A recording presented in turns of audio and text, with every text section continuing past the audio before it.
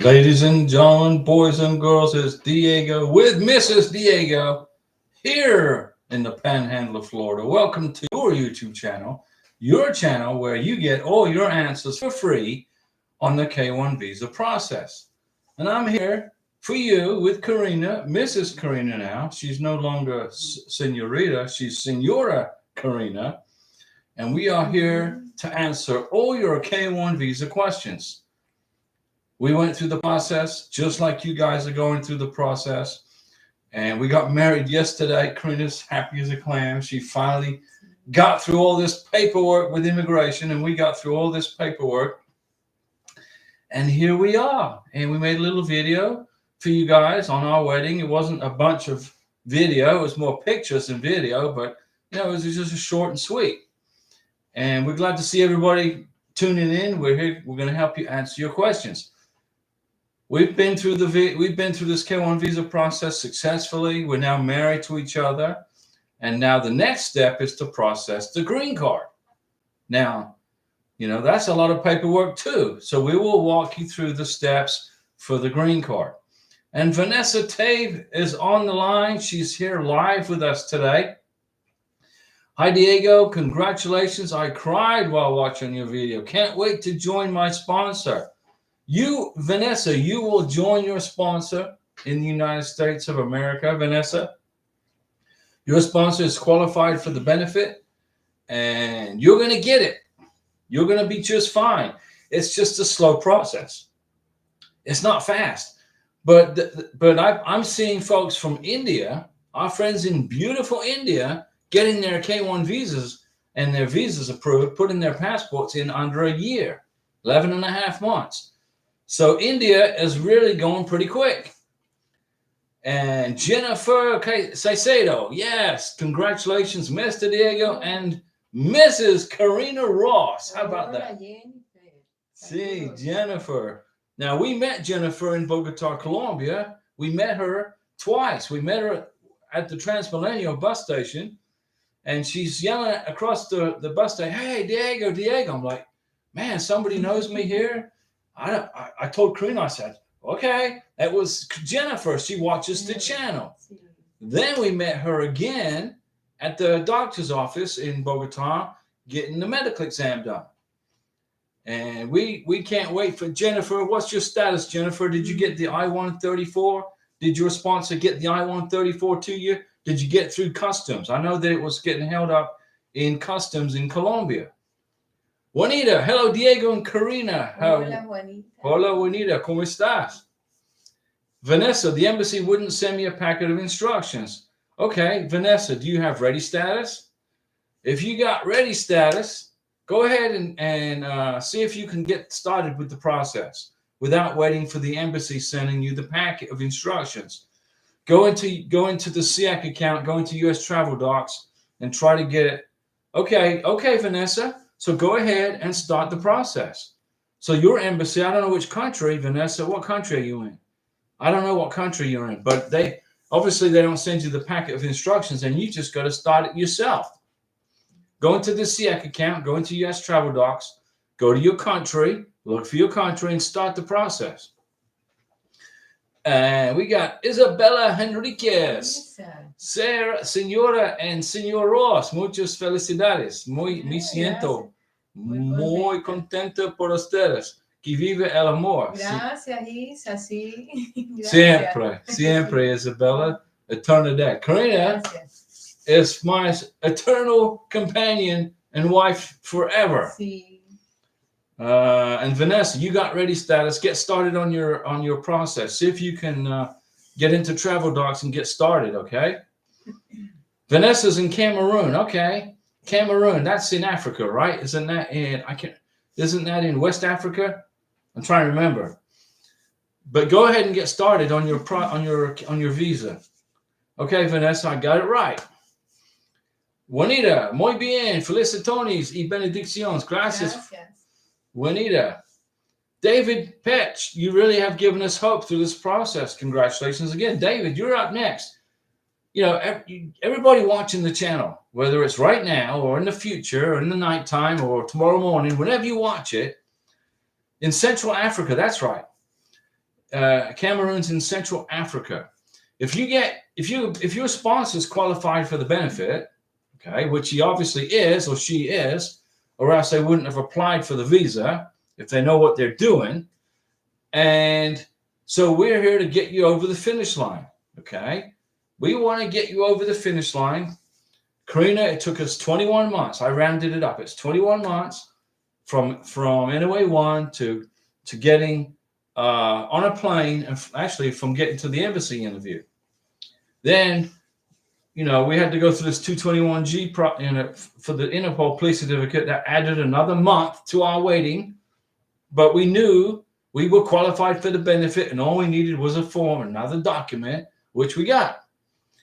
And January 3rd, we left Bogota, Colombia. We flew to Miami, and then we drove from Miami to close to Pensacola. It was about a 10-hour drive. So Karina got to ride through just about every single county in Florida. There's 67 counties in Florida, and Karina got to travel through at least, I would say, 35 of them. She went from Miami. She saw Palm Beach. She saw, let me see here, Fort Lauderdale. Man, she was just sitting in the car, just looking all around until the sun went down. And then it was boring on I-10. We got on Interstate 10 in Jacksonville, and it was boring. That's the most boring road on the whole planet, I think. But it's all good because we knew we were headed home. And David, we've got you, okay? We're going to help you get over the finish line. Jennifer, yes, Diego, I'm leaving on February 1st, getting things together now. So happy, so happy for you guys. You guys encouraged me a lot. Jennifer, we knew you could do it. We met you in Bogota. We met you at the bus station. We met you at the doctor's office. And we knew that there was a bit of a holdup with your documents in Colombian customs. So it kind of pushed you back a little bit, right? It pushed you back a little bit, but you got it. You're done. You're at it. You're going to be flying from Bogota to the United States very soon. February 1st, that's just around the corner. I can see February 1st right out the window, right around the corner. Susie Goldemes. Hello, Diego and Karina. Congratulations. Beautiful couple. Now, Karina's the beautiful one. I'm the old retired Navy guy, but she's the beautiful one. Ella es muy famosa. Ooh, my Spanish isn't too bad, right? Vanessa Tabe, I was just scared to start the process without the packet of instructions. If you got ready status, go ahead and start the process. See if you can do it, okay? See if you can do it. Trust me, okay? You got to trust me. Go ahead and get started on it. Don't be scared, okay? Don't be scared. It's just a process. It's a government bureaucracy. You just got to get through it. And you will. You will. You're going to be flying on a plane from Central Africa to the United States. James Wright, congrats again. The K1 visa expires 6 months. Does the medical exam expire for travel? Yes. The K1 visa commencement date starts on the day of your medical exam. All right. So Karina had her medical exam in Bogota, Colombia on November 9th, right? 2023. So November 9th, 9 November es médica, es 8. 8 es biometrica or medica. Okay, so she corrected me on the 8th of November, Karina had a medical exam. Okay. That was the day the 6-month clock started on her K1 visa. So she had from the 8th of November to December to January, February, March, April to the 8th of May of 2024 to use her K1 visa.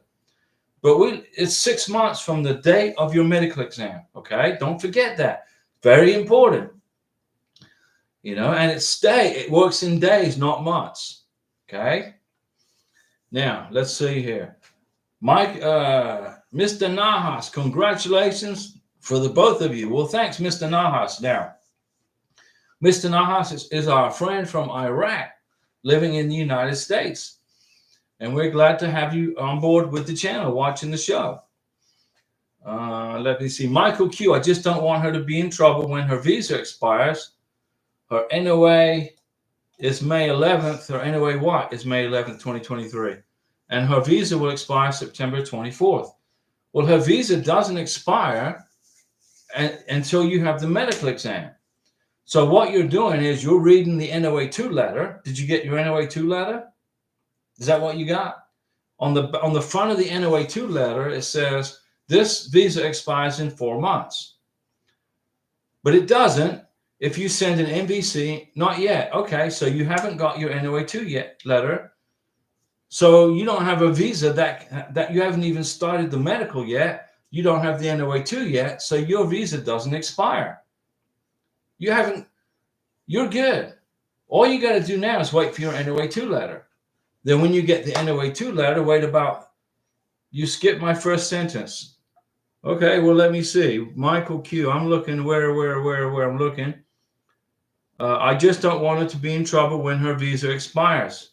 It's not going to expire. Her NOA1 is May 11th, 2023, and her visa expires September 2024. No, it doesn't. Your NOA2 letter, you haven't got it yet, right? When you get your NOA2 letter, you're going to look at your NOA2 letter, and it's going to say there is a 4-month time frame before your visa expires on your NOA2 letter, right? But it doesn't expire. The consular officer knows that it's going to take longer than 4 months to get all this figured out and get this wrapped up so you can get your beneficiary to the United States. When you send an inquiry to the National Visa Center and ask for your case number, or you just send a question to them, your NOA2 letter gets automatically extended to when you can schedule your visa interview. So everybody watching this channel right now, you guys have got to relax. When you get your NOA2 letter, it says it expires in 4 months. It will only expire in 4 months as if you don't send any communication to the embassy, if you don't make any communication with the MVC. If you don't communicate with the MVC, then, and you just ignore the immigration process for 12 months, then your visa expires. Michael Q, congratulations also, Mr. and Mrs. Ross. She's very gorgeous. Tú muy hermosa. And I know you will treat her well. God bless your union. Well, absolutely. I've been with her every step of the way. I'm fortunate where I was able to leave Florida and go live in Colombia with Karina for quite a bit of this process. So it was a 2-year process. And we were together for a year, living together, basically. And a year before that, we were together before I filed the K-1 visa. And then we were separated for about a year. And now here she is in Florida. And she got to enjoy a drive from Miami all the way across Florida, up Florida, across the Panhandle to her new house and her new home. And she has been working. She cleaned the bathrooms first. I mean, she did a great job. And today she did the kitchen, the refrigerator. She's just busy. She's busy. Juanita, Diego, could you please send me the email address that I can request a presidential character letter? That's right, Juanita. Mi amor, necesito el correo electrónico para presidente estar en Colombia. Okay. Genau, Manila. ¿Tú entiendes lo que? No, es correo. Okay, do you know? Correo. Okay, Juanita necesita. Okay, está en la hoja mía amarilla. Okay. What I want to do is I'm going to ask Karina to go. Can you, por favor, Maria Carta, por favor. ¿Teléfono? It's in telephone. No recuerdo para ver. Okay, we're going to look in the phone. Yeah, I forgot. But I'm going to get you that email address. Okay, Juanita, don't worry, relax. We're going to get it for you. Let me see. Blanca Grosslin, congratulations, Diego and Karina. Super happy for you both. Yeah. My fiance finally got approved. Good. After the 221G as well. Yeah, we went through that. We are leaving Turkey in about 2 weeks. Well, while you're in Turkey, you got 2 weeks left in Turkey. Go and do some tourist stuff. You know, go eat some good Turkish food. Go find some of the best Turkish restaurants where you in Ankara. Go eat some good food. That's what Karina and I did our last week in Bogota. We spent all that super chat money eating at these fine restaurants. We went to eat, I don't know, we ate at the La Fabrica restaurant. We had a Viva La Pizza. We ate at Nenny's Pizza. Baby beef there was great. We ate at Los Solta. ¿Cuál es nombre? Carne Rico Barbecue. Santa Costilla. Santa Costilla restaurant. Juanita, Karina's getting that email address for you for the presidential letter. Furious Ram, I wanted to know, can I list my apartment that I rent as an asset on the I-134? No. If you own the apartment, if you own it, it belongs to you, your name is on the title, you can list it as an asset. If you are renting your apartment, now, do you own the apartment and you're renting it out to somebody else? Furious Ram, let me get this cleared up. So you own the apartment and you are renting it to somebody else, right? If you are doing that, you can use that as an asset on your I-134. But you got to prove ownership and value. I got Mountain Dew here, guys. I was in Colombia with Karina from October 29th to January 3rd without any Mountain Dew. I got a fridge full of this stuff. Karina loves Mountain Dew. I don't know if the cat likes it, but here's a salute. I was missing my Mountain Dew, guys. And Pete B kept me in Mountain Dew for about a year. But he got married to his beautiful prometida from the Philippines, and now they're all happily married and freezing their butts off in Minnesota. Okay, let me see here. Karina's found something. She's looking up something, and she's going to get this email address for Juanita. So let's see. That's the phone number? Mm-hmm. Okay, por favor, escribo aquí para señora Juanita. Okay, Karina has found the phone number. This is how she did it. This is how Karina did it. She got the phone number and she called this office, the secretary, and they explained to her how to do this. So she's going to write this phone number down for you, that you need to call. Okay? Call this number. Karina's going to write it. Let me step up, get out of your way. And she's going to, this is 57, that's for Bogota, right? Bogota? 57. Juanita, pay attention. This number right here is the secretary of the office of the president of Colombia in Bogota. You call this number and ask the secretary for the email address for the presidential letter.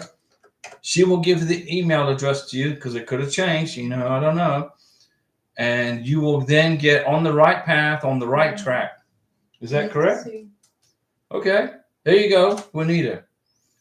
You see that phone number right there, 5756293006013822800. That's the phone number to the president, the secretary of the president of Colombia's office. Give her a call and say, hey, I want to get the presidential letter because you're right. You were born in Venezuela, but you are a legal resident of Colombia. So there's a possibility you might need that letter. So you're very proactive. You got the Interpol police certificate. Now you're working on the phone number. Now you're working on your presidential letter. And what Karina did was she called that number. They gave her the email, and then she got her presidential letter within a week or so. It was pretty quick. Okay, guys, come on. Give me some questions about the K1. The next thing we got to do is we got to process the green card. Okay? So there was some confusion about people asking me, do you have to file Form I-130 for the green card? No, you don't. The Form I-130 is used to process a green card through the embassy if you are already married through the MVC. It's in a spousal visa. When you do an IR1 or CR1. When you file a K1 visa, and you get married, like we just got married yesterday. Now we're going to get ready to do the green card paperwork. The three main documents that you need for the immigration documents you need are the 485, the 864, and the 693. That's the application for the green card. That's the affidavit of support and the medical document in the sealed envelope. You got to have those three as a minimum Then you add to that the marriage certificate, marriage license, the I-94 paperwork proving that you did a face-to-face with the Border Patrol. If they didn't put it in your passport, that's all right. You can get it online at the Border Patrol website. All right. So let's see what else we got here. We got Furious Ram. For a household of 3, what is the income needed on the I-134? The U.S. government, okay, wants for the green card, which is 125%, $31,075 for a family of 3. That's the minimum. But you want to be at least $2,000 or $3,000 above that. You want to be at 125, 130% for the embassy interview. I know you only have to qualify at 100%, which is I think it's $26,600 for a family of 3. If I remember, somewhere in there, it's $26,600. But you want to be at about 28, 29, 30,000 just to get through the embassy interview, right? Then you got to be at 125% for the green card. So for a family of 3, as of right now, but this is going to change. In March of 2024, because of inflation in the United States of America, because of the inflationary problems that we're having, you're going to need to make more money if you file for your green card after middle of March of 2024. Got it? So if you're filing, if you on the I-134, you got to make $26,600 for a family of 3, but you want to be posting. It's a 24,000. Excuse me, 24,600. I'm taking this off the top of my head, but you want to be at least 28, 29, 30,000 for the green card for the embassy interview. Let's see, Janny Brielle, congratulations, Karina and Diego. Thanks, Janny. We appreciate you. Where's Janny? Where do you live? Which country are you in? Blanca Grossling, I've been in Turkey since October 13th. Okay. We had a baby. Well, congratulations. So we've been traveling a bit already. I'm ready to go home, get married, and work on the adjustment of status. There you go. Now, don't forget, when you do your green card paperwork, keep your boarding passes, keep all your evidence that you are in Turkey, right? When you fly from Turkey back to the United States, include those boarding passes in your green card paperwork to say, look, I was with my beneficiary in Turkey, and here's the evidence I was here. Okay? Blanca, I've been in Turkey. Right. So Blanca, get ready to do your green card. And Jenny Brielle, is the adjustment of status, EAD and AP sent together to the same place? Yes. The adjustment of status, the employment authorization document, and the advanced parole paperwork are all sent together to the same place. And I'm going to repeat that because I think YouTube's running an ad or something on the when I'm talking. So let me repeat that for Janny Brielle. Is the adjustment of status, the employment, the EAD, and the AP sent together to the same place? Yes, to the same place. There is no fee for the EAD and the AP forms, which is the employment authorization document and the advanced parole. There's no charge for those 2 forms. And Jenny, tell me that you got that, because I'm seeing some kind of commercial running here. Juanita, I have a separate question in reference to Form I-864A. That's for a joint sponsor. Can we use the family member if all of his mailing and FPL is the same address as the petitioner? Yes, you can. If you file Form I-864A, you can. That's a joint sponsor who is a family member living under the same roof. So if you need a joint sponsor, and let's suppose you live with your mom and dad, and your mom and dad want to be a joint sponsor for you, or your brother, or your sister, or your cousin, whatever, you file, and you all live together, you file Form I-864A.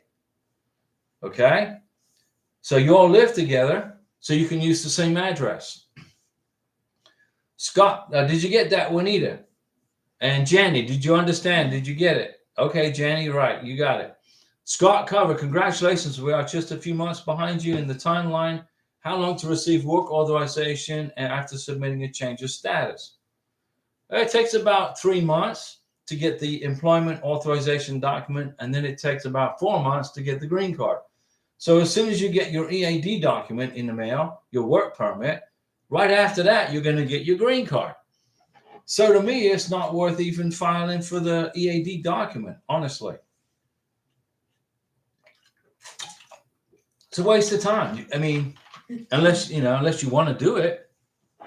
I'm going to file for Karina's green card. She's going to file for it, but I'll do the paperwork. We're not going to include an EAD request or an advanced parole. Advanced parole is if you want to travel back to your home country. Let's suppose you fly to America, you get married, and now you want to fly back to wherever it is you were before to hang out with your family. So you need an advanced parole document, right? Karina is going to make her life in the United States with me. So she's not going to travel back to Colombia for a long time. We're going to go back on vacation when she's a U.S. citizen. So we don't need advanced parole. We don't need a work permit. When she gets her green card, then she's going to start her business. But she's just going to wait it out for the green card. It's just more paperwork to file. So let me see here. Scott Cover, how long to receive work authorization? It's about 3 months, and then about 4 months for the green card. And Jenny Brielle is in Jamaica, now in the United States. Well done.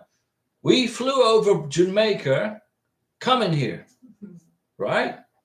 And I've flown over Jamaica so many times, I lost count, flying to Colombia. It was much easier for me to fly to Colombia and hang out with Karina than it was for her to get a tourist visa and come here.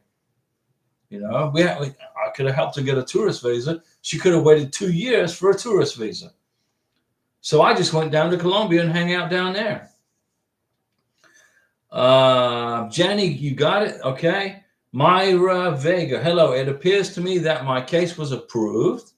It appears. But the email notification has not yet arrived. Do you know how long it will take? It's been 10 days. Well, how did you know that your case has been approved if you didn't get? What did you get? Did you get a text message? Did you get an email? I mean, how do you know your case is approved? Did you go into the USCIS online account and look it up? Is that what you did? It takes about a week to 10 days to get your NOA2 letter. Once you get, when I looked in the phone and I saw that Karina's case was approved, I got her NOA2 letter in about 8 days after that. April Flower, hi Diego, congratulations. How long does it take for the MVC to transfer my case to the embassy chosen after they receive it? It takes about 4 weeks. It's about 4 weeks. Juanita, I translated everything from Spanish to English thinking MVC was similar to USCIS, but I was reading on the State Department website that since the embassy is in Bogota, I wouldn't need to translate for the MVC. That's correct. If you have a spousal visa, CR1, IR1, or if you're going through a K1 visa, and you've got your birth certificate in Spanish, you got your police certificate in Spanish, and you've written your letter of intent to get married for the second time in Spanish, you don't have to get it translated into English if you are going through if you go through the MVC as a spousal visa, or if you're going through the embassy as a K1. I got all of Karina's documents translated into into English from Spanish. I spent about $100, I guess. And the consular officer said, there's no reason to do this. You don't have to translate the documents into Spanish. We can read Spanish and we can read English very well here in Bogota. And that's absolutely accurate, Juanita. It is absolutely true. And also, if you live in the Dominican Republic, it is true for the Dominican Republic. So did that answer your question on translating documents for the embassy in Bogota? You don't have to translate them into English. You did in the past, but not anymore. I think they changed it like in the last 6 months. So that's good. That's one thing less you got to worry about, right? And because when Karina was at the embassy in Bogota, they asked her, why'd you translate all this stuff? And she said, well, I did it. And they said, well, you don't have to. It's not required. Jenny Brielle, I am here also thinking if it is worth to do the EAD. To me, it's a waste of time. You get the EAD, okay, whoop-de-doo, and then a month later, you get your green card. Let's say you get your green card 2 months later. Can't you just hang out with your sponsor at his house or her house while you wait for your green card without adding more paperwork to your paperwork nightmare? Filing for a green card is a lot of paperwork. It's a lot of work. It's not going to be, if you're lazy, okay, if you're lazy, you're going to be struggling. But if you are very, if you got a strong mind and you can do this and you can do the paperwork, you don't need anybody to help you. Do it yourself, but don't file for EAD. Don't file for advanced parole. Why would you file for advanced parole? You waited for 2 years to come to the United States, right? You waited 2 years, maybe at a maximum. Why would you want to go back to your home country right away? Immigration will question that when you go for your citizenship. All right. If you get to the United States and you're here for a week, 2 weeks, 3 weeks, then you go back to wherever it is you came from for a vacation on advanced parole. Okay. Well, that's going to probably take about three months to get advanced parole. When you go for U.S. citizenship, the consular officer is going to say, have you lived in the United States continuously for the last 3 years?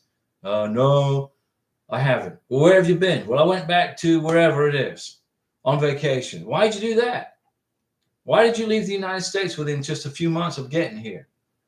It hurts you when you go for citizenship. It does. I mean, I'm not saying it's going to stop you becoming a U.S. citizen, but it creates a headache for you, and more paperwork, and more questions, and more interrogation. Juanita, you don't have to translate everything from Spanish to English for the NVC if your case is in Bogota, Colombia. You don't have to. Vanessa, I'll try and call the embassy tomorrow to see what's going on. I started on the DS-160. Okay. Tried booking the interview, but it looks like I need a packet of instructions to do that. Well, that's the packet 3, packet 4 email from the embassy. That's where you get all the links you get to click on all those links where you can process your K-1 visa. I got the packet 3, packet 4 email from the embassy in Bogota, Colombia after I think it was about a week, 11 days, something after, like about 11 days after the ready status. Then I clicked on the links they told me to click on, and I paid the visa fee. I helped Karina with the DS-160. I printed the confirmation page of the DS-160 because you need the confirmation page from the DS-160 for your biometrics. When you go to your biometrics interview, it's basically just fingerprints and a photograph. You bring your passport and your DS-160 confirmation page. You fold the DS-160 confirmation page, you put it in the biographic page of your passport, and you go into your biographics, the biometrics, and they take it, they open it, and they process it. Furious Ram, hi Diego. I sent my fiance the I-134, okay, but it's the old form. His interview is on the 30th, but it says we can use the old form until the 29th. Can he still use it? No, he can't. It expires. Okay. Let me see here. His interview's on the 29th, but the form expires on the interview's on the 30th of January, and the form expires on the 29th. Can't use that form. Immigration won't accept it. The embassy won't accept it. You got to send a new I-134, filled out and signed original, and DHL it. You got time. You've got 15 days to get it there. You got time to fill it out, mail it, DHL it, or FedEx it, or whatever, and get it through customs. You got to redo the form, Furious Ram, because if you use the old form and the interview's on the 30th, the old form expired on the 29th. Expires on the 29th. It will be a day out of date. If it's 1 second out of date, immigration will give you a hard time. They're sticklers for addition dates and expiration dates on their documents. What will happen is you'll go into a 221G hold, and they won't deny the visa, but they'll ask for a new I-134.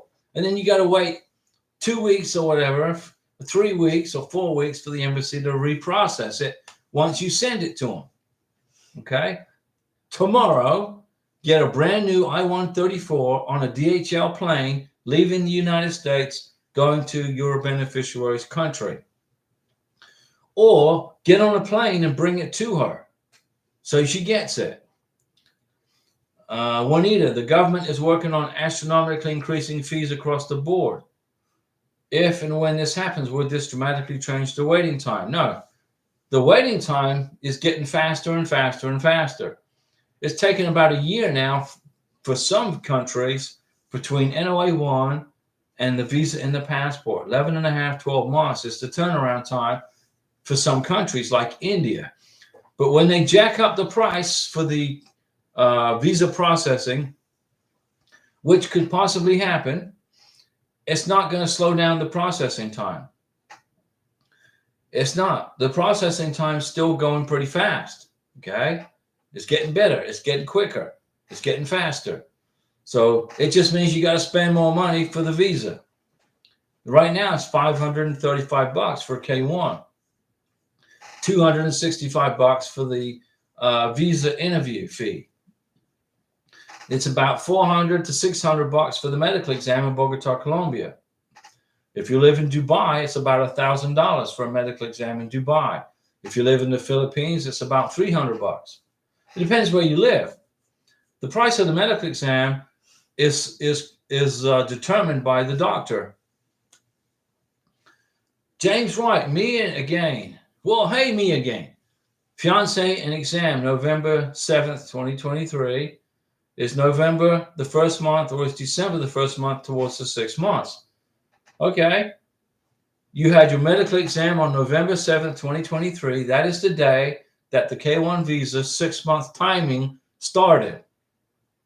Okay. So if you had the medical exam, if your beneficiary had her medical exam November 7th, 2023, you got till May 6th, 2024 to use the K1 visa. It doesn't start on December. It started November 7th. November 7th to December 7th. December to January. January to February. February to March. March to April. April to May. May 7th. May 6th. May 6th is when it will time out. Juanita, I meant cutting the time in half. No, it's not. Back, 9 years ago, 10 years ago, if you filed a K1 visa, it went through one security check and it was done in 9 months. Now it goes through 2 security checks and it's done in a year. Okay, it's about a year. So we're all praying and hoping that 2024, you all get your visas a lot quicker than we did. Ours took almost 2 years. But it won't cut the time in half, Juanita, unfortunately. Antonio, my fiance is in the Philippines. She knows all the steps to take after getting our case number. Okay. I have no idea what happens after the case number is provided. I'm in Louisiana, by the way. Well, we're glad to hear from Antonio. Antonio in Louisiana. Louisiana, beautiful state. Where do you live in? I lived in Metairie, Louisiana, for about 6 months in 1982, near New Orleans. I lived in Metairie. That's where I got my first taste of driving on I-10. Was in New Orleans. So your fiance's in the Philippines and she knows the steps. Let her handle it. Let her take care of it. Okay. Now she's telling you she knows all the steps, but does she? Does she know all the steps? She says she does, but make sure she knows. Antonio, I'm North Monroe, Louisiana, the 31st area. Okay, so you're in Monroe Parish, right? Is that Monroe Parish? Right.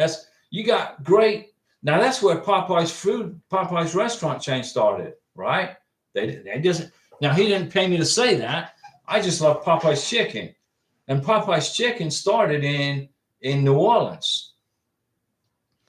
Now that's right. You're in Coachita Parish. Now that's a word close to that Mexican town that I can't pronounce from K Messenger. K Messenger lives in a town in Mexico that I can't even pronounce. Karina can't even pronounce it. Antonio, it's a Popeyes in Manila also. So they got Popeyes fried chicken in Manila, in the Philippines. Now I didn't know that. I know they've got McDonald's. I didn't know they had Popeyes in Manila, Philippines. Now, is it the same kind of chicken? Is it the same secret recipe? I don't know. I've never been to the Philippines. But I love my Mountain Dew. I couldn't get it in Colombia. Washita is how it's pronounced. Well, why don't they spell it that way? Antonio, why don't the Cajuns spell Washita with a W instead of with a Q or an O? What is that, an O? Washita. Man, that's going to confuse tourists from Japan. If you're a tourist from Japan and you go to Washita Parish in Louisiana, you're going to have a hard time spelling that word. Juanita, I think you have answered this before. So no, you can ask me any questions, Juanita. Until when can my U.S. spouse use his 2022 taxes? He can use his 2022 taxes until April 15th, 2024. For example, he uploads 2022 taxes to the embassy next month, but the embassy doesn't happen until May. Here's what I would do. I would upload the 2022 taxes, and then unless he can do his 2023 taxes in January. Did he get his W-2s, his 1099s? Go ahead. Here's what I would do. I would go ahead and file those 2023 taxes now, so that way you don't get into a problem, because the embassy interview is going to want the 2023 tax return. They're going to want the latest tax return. And if the interview is in May of 2024, you got to have the 2023 tax returns. So go ahead and file the taxes for 2023 in January or February and upload those documents, okay? Trust me. Francois Livingston. Good evening, Mr. and Mrs. Ross. Francois, how's everything in upstate New York? How are you? Beautiful video you shared. Yeah, Karina was and I were kind of like, should we make a video about our wedding? It's kind of private, it's a private thing, it's kind of personal. And so I just put pictures out there. Pictures. Antonio, you are still pronouncing it wrong. Well, how do you pronounce it? Washita? Hushita? How do you say it? Juanita, do I still take the 22 taxes I sent to NBC, or will they ask me for 2023? If your visa interview is in May, June of 2024, you're going to need the 2023 tax returns. If your visa interview is before April 15th, 2024, you can just bring your 2022 tax returns. You got it? Juanita, do you got it? It's not yet. It's too early. You can file your taxes in January. You just need your W-2s or your 1099s. Antonio, so if we have an interview this year, I need to provide 2022, 2023 tax return.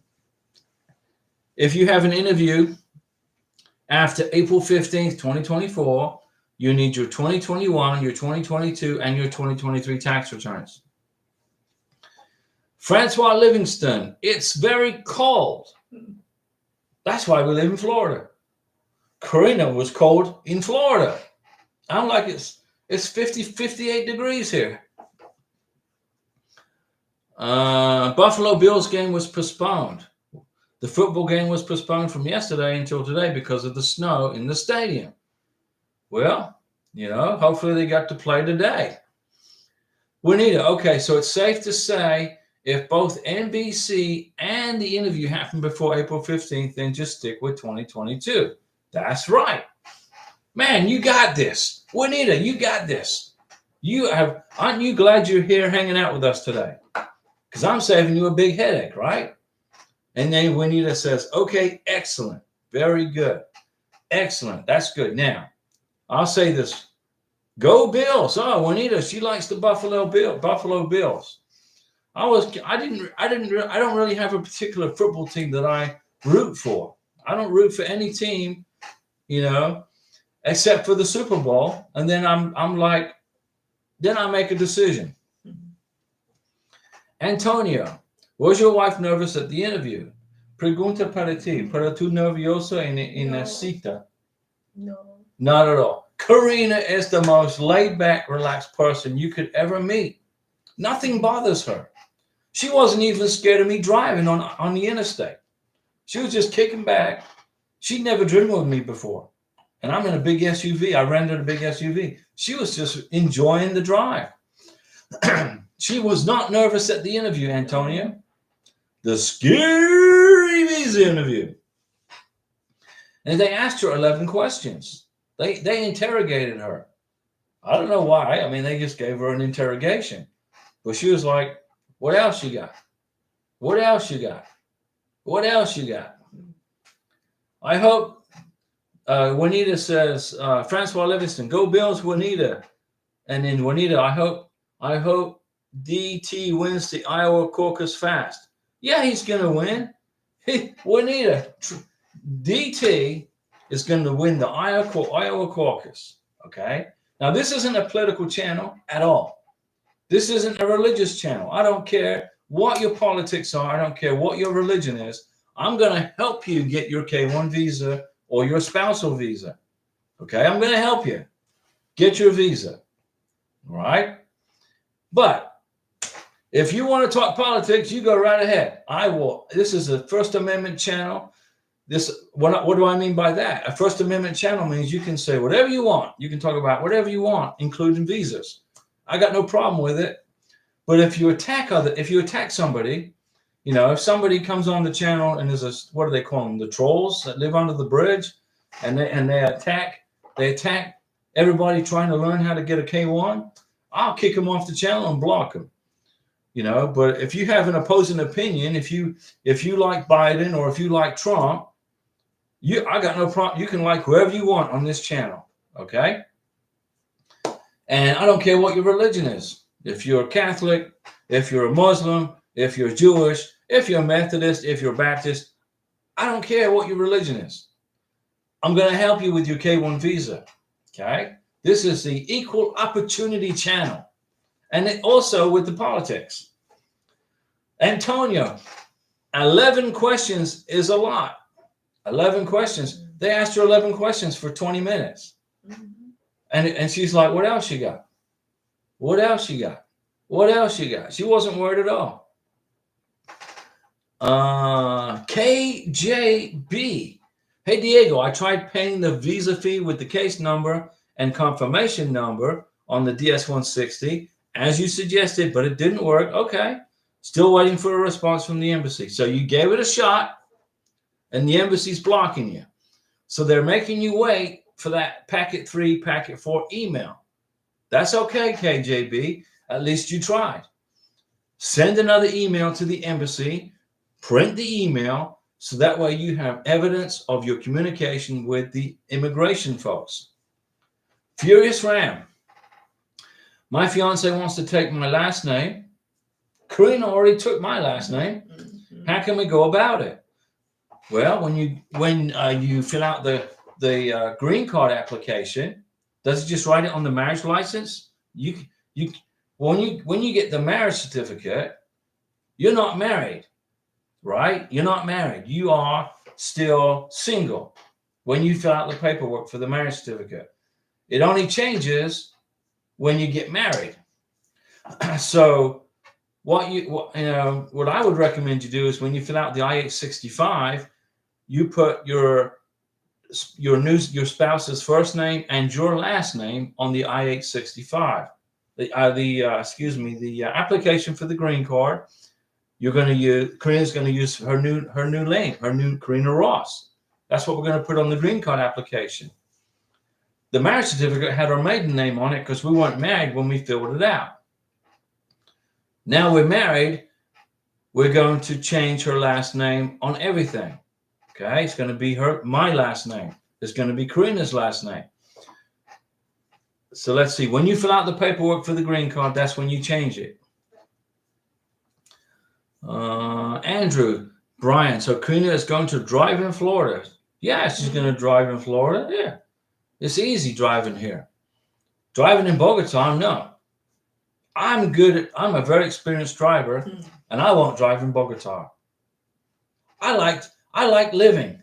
I like life. Okay, I like to be hanging out with Karina. I don't want to have a broken arm in a hospital because, I don't. It's not. It would be me that would cause the wreck. Colombians are fantastic drivers. They have very, very few accidents. When I was in Bogota, Colombia for 2 years, and I probably only saw 2 accidents in 2 years. And they were very minor, just fender benders, But, if I was driving in Bogota, I would probably kill somebody within 10 minutes because I don't know how to drive in Colombia. Now, if I was out in the country, if I was in Cucuta, if I was in Chahuachi, yeah, I can drive in Colombia very easily. But in Bogota, forget about it. Let me see. So, yeah, Karina's going to drive in Florida. Antonio, good question, Andrew. Antonio, Karina, ¿tú entiendes inglés? She's getting there. She's learning English. She understands a lot of what I say. I'm talking right here on live channel with you guys, and she understands a lot of what I say. Can she say it? Can she repeat the words? She's getting there. Give her in a year from now, she'll be running the channel in English, right? Let me see. So Juanita, she's supporting the Buffalo Bills. I wait till the Super Bowl, and I see which two teams are playing, and then I go with I pick one of the two. Andrew Bryan, I love it. No, Antonio, I love it. Andrew Bryan, Antonio, LOL. Antonio, nice. I noticed she's nodding her head like she understands. Sí, yeah, Karina understands. ¿Tú entiendes mis palabras? Casi, sí, todo. Yeah, she knows what I'm saying. She's just learning paso, paso, paso. It just takes time. She went through this K1 visa process. We went through it. It's not easy. It's not easy to do. The paperwork's a pain. The hardest part is waiting. You're waiting. And then you think that immigration has forgotten about you. You've been waiting and waiting and waiting, and you think immigration has forgotten about you, but they haven't. They have not forgotten about you. If you have an NOA-1 letter in your hand that says they accepted your K1 visa package, immigration is actively processing your visa, okay? But it's not fast. So if you waited for like 2 or 3 weeks past other people, remember, don't base your K1 visa on other people's visas. Don't do that, because my K1 visa was different from, let's say, Antonio's K1 visa or Juanita's K1 visa, or she's in spousal. But everybody's visa is different. The paperwork, the investigation, the process. Francois Livingston in New York State. Hey, Juanita, the Bills won. Now they face Kansas City Chiefs. Okay. But doesn't the weather suck in Kansas City just as much as it sucks in New York? Why don't all these states up north just have their football games down south where the weather's nice, and then they don't cancel the games? Brandon Vance, congratulations, brother Diego and sister Karina, hermano Diego y hermana Karina. Gracias. I'm so happy to see you two together in Florida. We're happy too. We got married yesterday on the beach. I made a little video. And Karina's Mrs. Ross now. She's Senora Ross. And tomorrow, I'm putting her name on everything I can find. Everything that my name is on, her name's going on there as my last name. And then we're going to get all these documents ready for the green card process.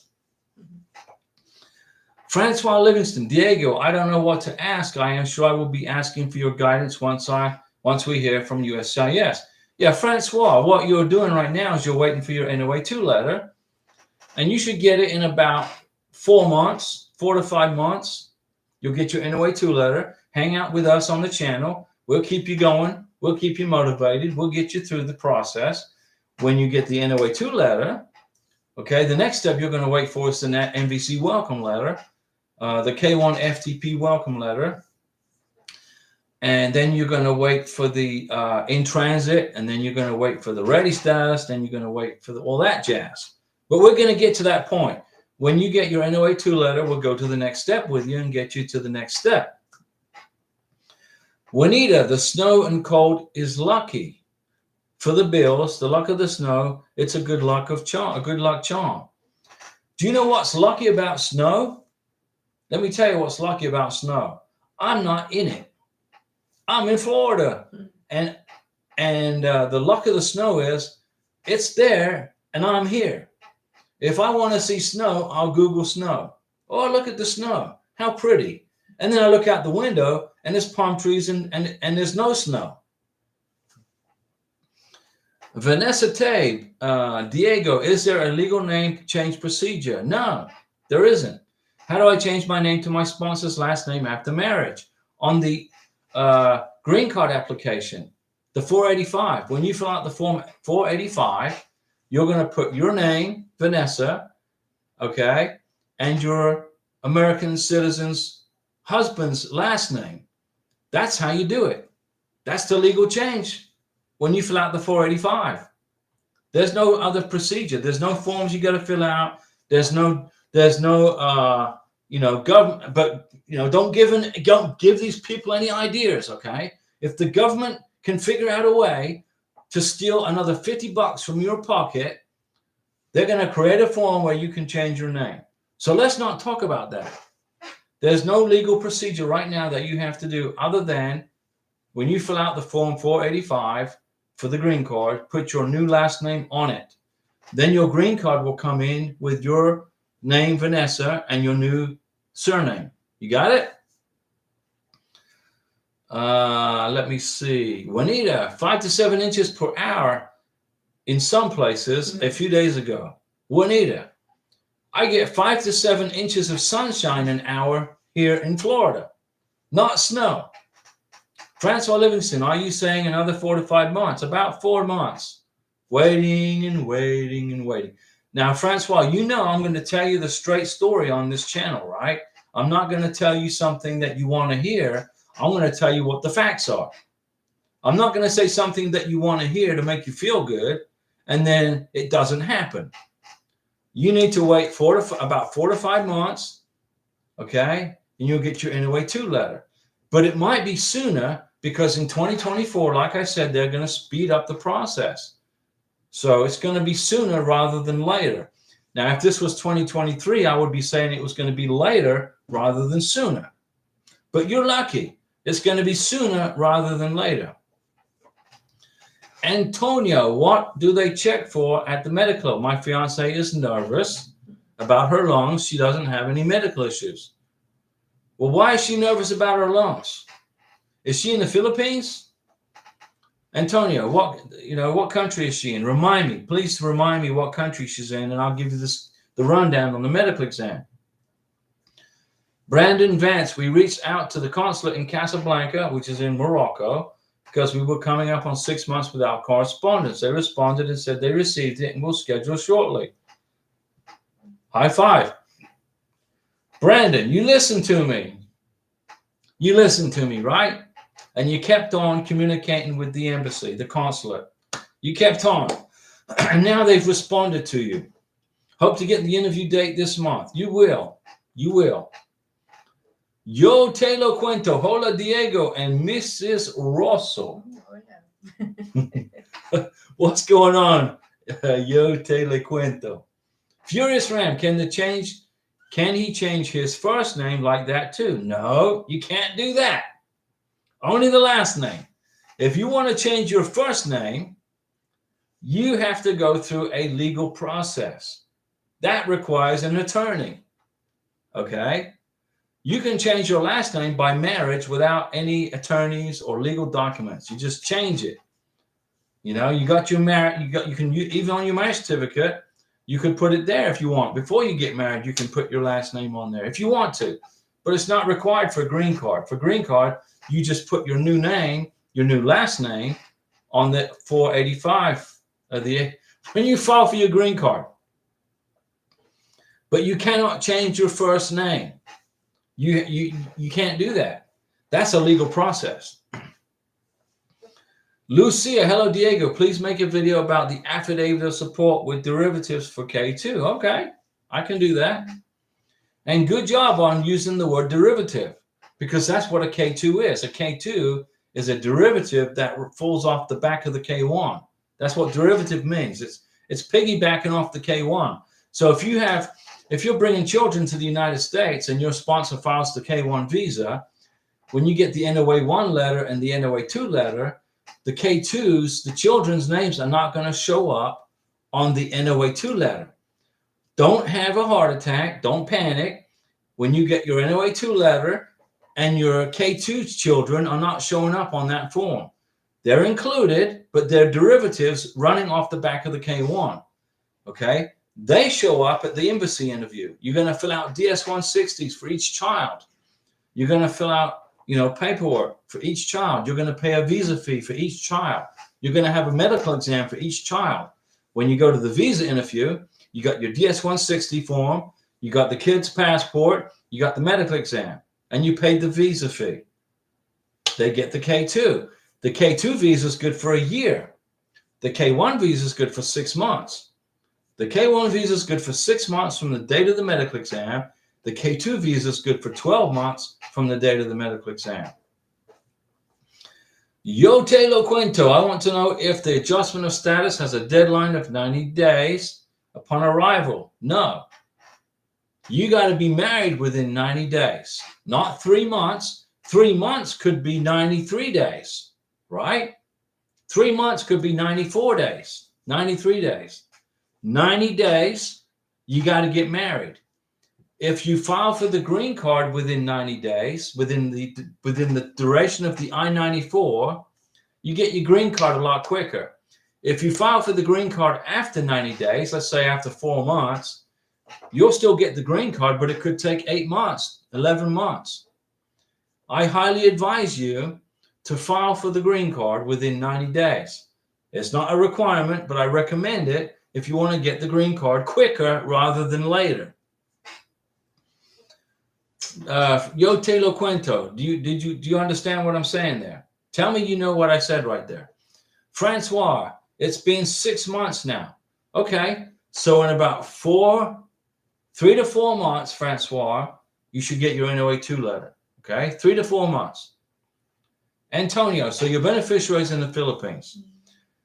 The Philippines has been giving people a hard time. The doctor at the extension, what is it, St. Luke's Extension in Manila, have been giving people a hard time with their medical exams with the chest x-rays. They're requiring people to give sputum tests, and it's delaying the process about 8 weeks. So you get the medical exam, and they say, oh, we got to do a sputum test, and then that adds another 2 months to your visa processing. This is only in the Philippines. So what you got to do is talk to your beneficiary and make sure she doesn't have a cold, she doesn't have the flu, she doesn't have a chest cold. Make sure she is fully healthy when she goes for a chest x-ray, so there's nothing showing up that, like if you get a cold, you get phlegm in your throat. You know what I'm saying? You don't want that. Brandon Vance, yes, brother Diego, took your advice. Well, good. My advice to everyone is to stay vigilant. That's good. We kept up with them for months until finally getting a response. Good. Patience is difficult, but it's crucial, and Diego helps. Yeah, you got to have patience in this K1 visa process, guys. Patience, patience, patience, patience. We waited for 21 months, and then we went to the visa interview, and I thought everything was perfect, and it was perfect. There was no errors in the embassy package I put together for Karina. Nothing, zero. But they wanted an Interpol police certificate. There's no record of it anywhere on the embassy website, in the requirements for the embassy interview. There was no record of having this. It was something they just threw out there. It added a month to our processing. Were we worried about it? No. It was a pain because we were in Colombia an extra month, which I didn't bank on. So, so I didn't calculate for that extra month, but we made it. Here's Karina, Mrs. Ross in the United States of America. If we can do it, you can do it, and you're going to do it. Antonio, so this whole K1 visa process is going to cost around $4,000 or more after the beneficiary arrives in the U.S. It depends on how many people. If you have 5 people coming to the United States of America, it's going to cost you about $6,000 or $7,000 to process the green card. If you have 1 person coming to the United States of America, it's going to cost you about $1,200. Okay? Approximately. That's not exact, but approximately close. So, Antonio, it depends on how many people. How many people are you bringing to the United States from the Philippines? Your beautiful bride, right? Does she have any children? Do you have any children? If you have children and they're American citizens, they don't have to apply for adjustment of status. They're American citizens. They got a passport. All right, you got to remember, if you are a beneficiary and you get pregnant and you have a baby, you register the baby at the embassy, the U.S. consulate, as a U.S. citizen. The baby doesn't need a K2 visa. The baby needs a U.S. passport. But you got to register the child at the embassy if it's a U.S. citizen, if he or she's a U.S. citizen. Okay? You got it? Christopher Stout, it is sleeting here. Ooh, well, it's not sleeting here. We're in Florida. It probably sleets once every 5 years here in the northern part of Florida. In Miami, it never sleets at all. In Miami, it's always 80 degrees. Approximately, average. Antonio, just her and her 4-year-old. Okay, so she has a 4-year-old. That's going to be your stepson or stepdaughter on a K2 visa, right? So it's going to be about $1,200 for her and about $1,200 for the 4-year-old. Okay? So it's going to be about, I don't know, $2,500. Brandon Vance, Brother Diego, this may be a stupid question. There's no such thing as a stupid question on this channel. Every question is a good question. But what do we do? But what do we don't? We need to make sure my fiance can visit Morocco for a cultural ceremony after getting married here. No, you don't do that. You don't do that. Don't do that, Brandon. If you can do the cultural ceremony after she gets her 10-year green card. Okay? Antonio, do 4-year-olds need a green card? Yes. You are going to file an adjustment of status paperwork for the 4-year-old, and it's going to be $1,200, and the baby's going to get a green card. Francois Livingston, congratulations on your nuptials, and a big thank you, Francois. Thank you for that super chat. That's going into the kitty to pay for the reception I had yesterday at El Paso Mexican restaurant. It cost me an arm and a leg to feed everybody. But you guys are helping out with your super chats, Francois. Thank you. Yes. Gracias. Karina says thank you. You should have seen the bill I got for the wedding reception yesterday on my credit card. I'm like, woof. But everybody had a good time and everybody ate a great lunch. Antonio, I didn't know that. Well, you know now, right? Antonio, you are on this channel and you just learned today that your 4-year-old soon-to-be stepdaughter or stepson is going to need a green card.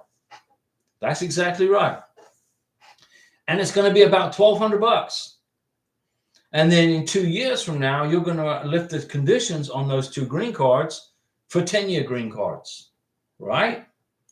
Then when your soon-to-be wife becomes a U.S. citizen in 3 years from the issue date of her 2-year green card, you're a U.S. citizen, your wife's a U.S. citizen, the baby's an automatic citizen. Now, I'm not an immigration attorney. I'm not giving you any legal advice, okay, guys? I don't work for USCIS or State Department or any of those alphabet soup government offices, okay? I'm a real estate agent, and I know this process like the back of my hand. This is my second K1, and Karina is my last K1. She's my eternal companion for the rest of her and our lives, okay? I'm not going to do this again. This is it. But we are going to help you get through this process. Okay, we're married already. Next thing I got to do is file for her green card. But guess what? We're still here doing the live streams to help you. I'm still making the videos. Okay, we didn't abandon you guys. There's some YouTubers out there, they do the YouTube channel during their K1 visa process. And as soon as their fiance gets their K1 visa and he gets to America and they get married, they disappear. Where'd they go? What happened to them? That's not us. So Brandon, don't do any cultural ceremonies after getting married here. Wait until you get at least a 10-year green card. Wait for the 10-year green card. Okay? Your families, the family back in Morocco is just going to have to wait. Okay? Your now soon to be a Moroccan wife is going to be an American. She's going to be assimilated as an American and follow American way of life. She's not going to forget about Morocco. That's her family culture. Karina won't ever forget about Venezuela, but she's getting Americanized, right? American.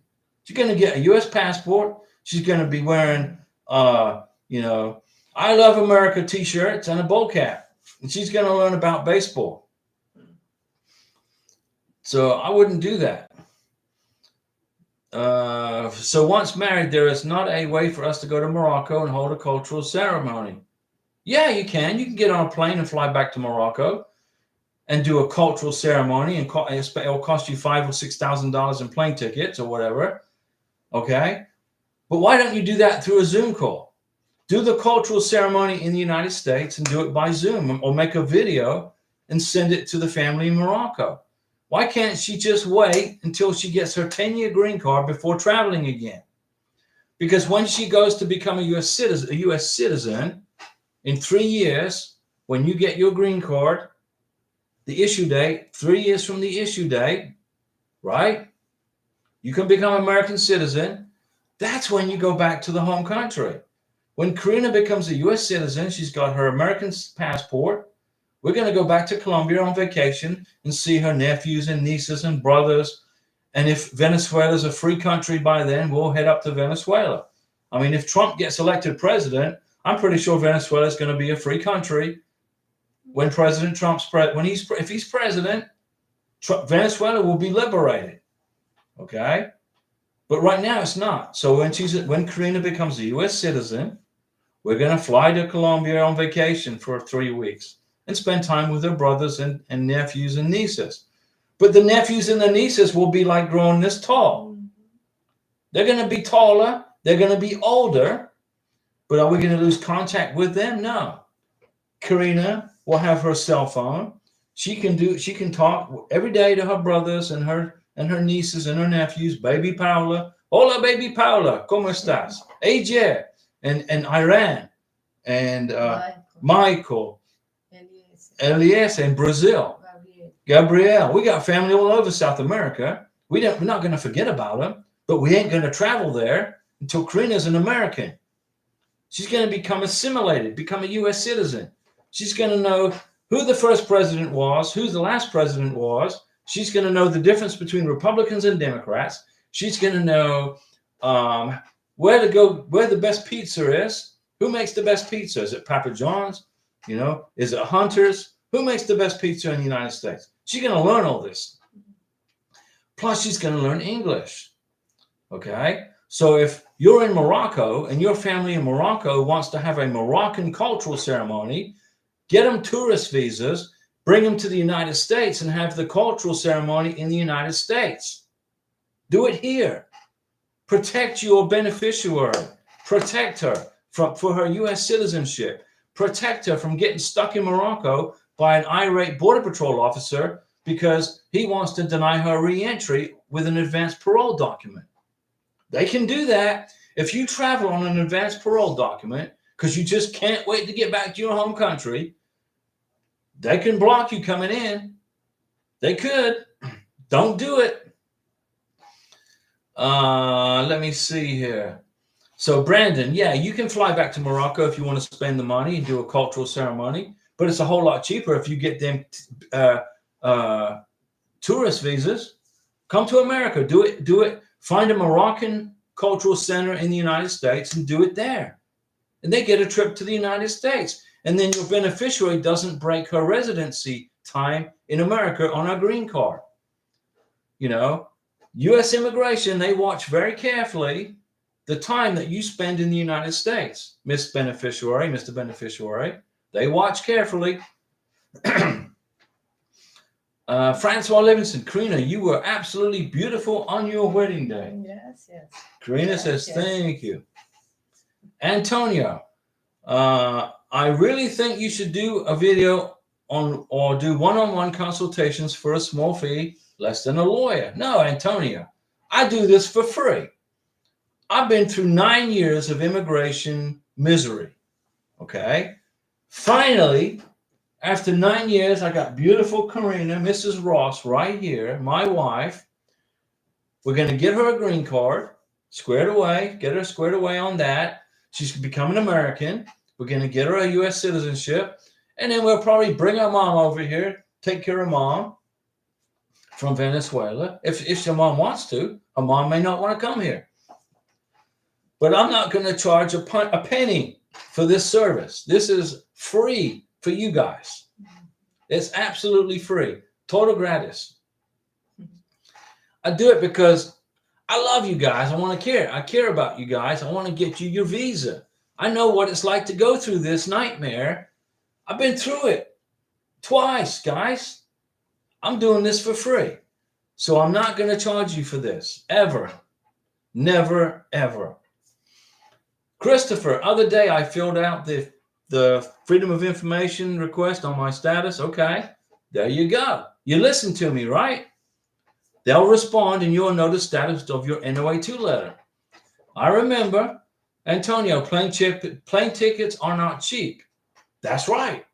You tell your family in Morocco that your wife lives in the United States, and if they want to have a cultural Moroccan shindig, they can get a tourist visa and come over here and have one. Right? Right?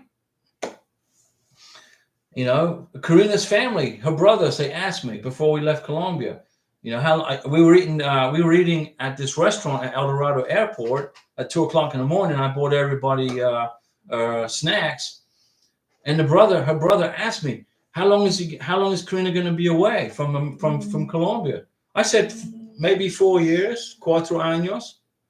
And he went, 4 years? I said, yeah. Karina's married an American. She's going to live in America. She's going to become a U.S. citizen. She doesn't live in Colombia anymore. She lives in the United States. This is her home. Colombia is not her home anymore. It's no más tu país. No, Nunca. Right. Venezuela is our home country. Colombia is not her home anymore. Her home is in in Florida with me and Tokyo. Her cat that she made me bring over here. So good job, Christopher, on your Freedom of Information Act. Antonio, you tell your family in Morocco, come over here for their cultural shindig. You ain't going to pay all that money and risk your beneficiary's green card or her return back to the United States or disrupt her residency time in the USA for U.S. citizenship. Christopher, to Antonio, I use the ASAP tickets for flights to another country. What's an ASAP ticket? What is that? Will, my interview will probably be next month. Okay. However, my fiance wants to quit her job and wants to wait till I get there and get married and have a honeymoon. Then we will have to start a new job. Is it okay? That's perfectly fine, but don't quit the job until after you file for the green card. File for the green card, then quit the job and look for a new job. but don't quit the job until you have filed for the green card. John A., when is the best time to request a Social Security card in the K-1 process? You can do it two ways. When your beneficiary gets to America, you can take the I-94 form, print the I-94 form, make a copy of the K-1 visa, make a copy of the biographic page of her passport, bring her original passport and your passport, and go to the Social Security Administration within a week or two, and apply for the Social Security number. Or you can have Homeland Security do it when you apply for the green card. Okay, when you apply for the green card, there's one of the pages in there where you can check that says, do you want Homeland Security to apply for your Social Security card for you? And you put yes. Then the second question is, do you give Homeland Security permission to give the Social Security Administration access to your information to process your Social Security number? You say yes. Let them handle it. Unless you got to have the Social Security number in a big hurry. James Wright, thank you all for what you do. Good night, James. And you're welcome. Yo, Taylor Cuento, thank you so much for the information. We're going to do the adjustment of status ASAP. We get married. Yeah, get it done in 90 days. I already made a video on adjustment of status for 2024. I made a video on how to adjust status for 2024. I did not include in that video the EAD document and the advanced parole document, because to me, I don't like those two forms. The work permit is just more paperwork for you, more paperwork for immigration. You get the work permit, and then right after that, you get the green card. So it's irrelevant. And then when you get to America, why would you need advanced parole? For what? You're getting married to an American, you're going to live in the United States, live here. All right? You're going to live here, then live here. It will benefit you when you go for U.S. citizenship. Trust me. Christopher, yes, I will hear from them soon. They're going to tell you the status of your case. I hope it will not be rejected by the status. No. An FOI, a Freedom of Information request, isn't going to hurt your case at all. You're asking for information. Francois Livingston, there's a big Moroccan community in Florida. There you go. Antonio, once my fiance gets his green card, we plan on going to Morocco and have a Moroccan ceremony. Moroccan weddings are absolutely beautiful. Well, then that's good. Do that, but wait for the green card. Don't do it on an advanced parole piece of paper. An advanced parole piece of paper does not guarantee you re-entry into the United States of America. Okay? Antonio, I'm not from Morocco. That's Brandon. Brandon, he's from Morocco. Okay. Well, Antonio, that's right. Juanita, does obtaining a tourist visa from another country, not the U.S., and visiting while I'm in this waiting process affect the U.S. immigration process? For example, would the embassy consulate office ask why? So does obtaining a tourist visa from another country, not the U.S.? Are you talking about the U.S. citizen, the sponsor? I got a tourist visa to live in Colombia. I got one 3 times. It's good for 90 days at a time. I can spend 180 days a year in Colombia on a tourist visa. I can spend 1 year in Colombia on a scheduler on an M visa. So if you are a U.S. citizen who wants to go live with your beneficiary in a foreign country, it's not going to hurt your visa process.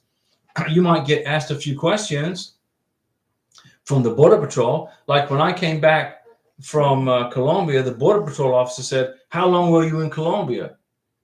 I said, this time around 2 months. He said, okay. That was it. The consular officer doesn't care if the sponsor lives with the fiancé or the beneficiary in the foreign country. They don't care. As long as you don't renounce your U.S. citizenship, then it's a problem, right? Juanita, I obtained that visa. Okay. Andrew Bryan, Diego, we really respect the work that you always put in for us. No problem, Andrew. I love to help you guys. It gives me, I've saved a lot of people from making stupid mistakes. You make a dumb mistake, you cost time and money on this process. And there's immigration attorneys out there who are making dumb mistakes for clients, and it's costing clients RFEs. I'm not an immigration attorney. I'm not bashing immigration attorneys. They do a good job. But there's a few that make those stupid mistakes, okay? And it costs the client time, the sponsor, and money. I don't believe in an immigration. I'm telling you guys, you don't need an immigration attorney to file for a K-1 visa or a spousal visa or for a green card. The only time you need an immigration attorney in this process is if you got felony convictions. Let's suppose you got felony convictions, a police record that's not good. You take your police record to an immigration attorney, pay him or her $100, whatever it is, for an hour for a consultation, and say, do I qualify for a K-1 visa? Yes or no? That's when you need an immigration attorney. If you got a criminal record. Other than that, you don't. Michael Q. I just don't know how fast the process will move after her approval, and I won't risk her interviewing in Germany if her student visa expires. I didn't know she had a student visa. Juanita, I'm the applicant. So Juanita, you are the applicant. So you're the sponsor. What do you mean? You're the applicant. You're applying for the K-1 visa. You're the beneficiary, or you're the sponsor. For example, if I want to visit Canada, you can visit Canada if you want to, but wait until you get your green card. Don't travel to Canada on an advanced parole document. What if the Border Patrol officer at the U.S. side says, okay, I'm not going to let you in the country? Not good, right? Francois Livingston, not to worry, Diego, we're not going anywhere until after my future husband gets his green card. There you go. That's right, Juanita. I listened to you and watched this channel. There you go, Francois. Wait till I would say wait until you get the 10-year green card. If you can do that. If you can wait until you get the 10-year green card, that's what I would do. The 10-year green card is you are a LPR, you're a legal permanent resident. And Juanita, you are the beneficiary in Colombia. Okay, now I understand. So your sponsor's in the United States, and he filed a K-1 visa or a spousal visa. I think you're under a spousal visa, right? For you to leave Colombia and come to the United States. We can't wait for you to get here, right? Karina's like, come on, Vinny, come on, vamos. Okay, guys, I've been talking an hour and a half. Karina's hungry. She wants to eat. Tengo, ¿cómo se dice en español? Tengo hambre. I'm hungry. Karina's hungry. I'm going to make dinner tonight. I'm going to make it. It's going to be tough because I've got to figure out how to make pizza. It requires the oven, a pan, and some Reynolds wrap. And Juanita said that your sponsor, your U.S. citizen husband, or he's your husband, right? He's with you in Colombia, like I was with Karina in Colombia for almost 2 years. I felt like, if you drop me off in Bogota, I can find my way around. I know Bogota better than I know my own pueblo. Kwam E Swag G, please help me. I want to travel. Where do you want to go? Now, I'm not a travel agent. I'm just an old real estate retired Navy guy that knows how to do the K-1 visa like the back of my hand. I can answer your questions here for free. No charge. I never asked you guys for nothing, but just your time so that you can learn how to do this. Juanita, correct, more than a year now. Okay, Juanita, well, soon you'll be in America with your husband, right? With your husband, and you're going to start your life in the United States. And Juanita, you have the benefit that you can speak English. That's a great benefit to you because when you get here, you won't be dazed and confused, right? Okay, guys, Quam E Swag G, if you want me to help you to travel, I need more information. And Christopher, hi guys, I'm out of here. I'm out of here. Time for me. And Christopher's going to make a sandwich, and I'm going to make pizza. We'll see you guys on Wednesday. Thanks for watching. And Francois, thank you for that super chat. Thank you. That's going towards that lunch I paid for yesterday, El Paso Mexican restaurant. It was a big bill.